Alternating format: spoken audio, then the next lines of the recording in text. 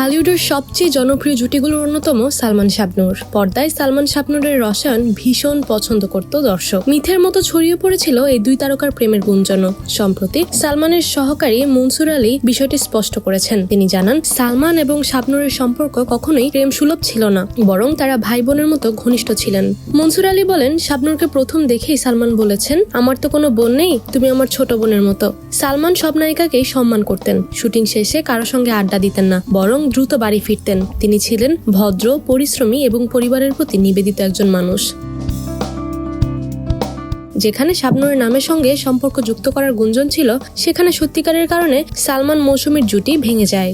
মনসুর আলী জানতেন, সালমানের স্ত্রী সামিরা হক মৌসুমীকে নিয়ে সন্দেহ করতেন। সেই সন্দেহের কারণে দেনমোহর সিনেমার পর সালমান আর কোনো সিনেমায় মৌসুমীর সঙ্গে কাজ করতে চায়নি। মনসুর আলী বলেন, সালমান একবার তাকে জানিয়েছেন, তোমার ভাবি আমাকে এমনিতেই সন্দেহ করে, আমি আর মৌসুমীর সঙ্গে কাজ করব না। আমার সংসারে আমি সুখ চাই, শান্তি চাই। মনসুর আলী আরো বলেন, সালমান শাহ ছিলেন এমন একজন মানুষ যাকে শুধু অভিনয় নয়, বরং মানবিকতা, ভদ্রতা ও পরিবারের প্রতি নিষ্ঠার জন্য শ্রদ্ধা করা হয়।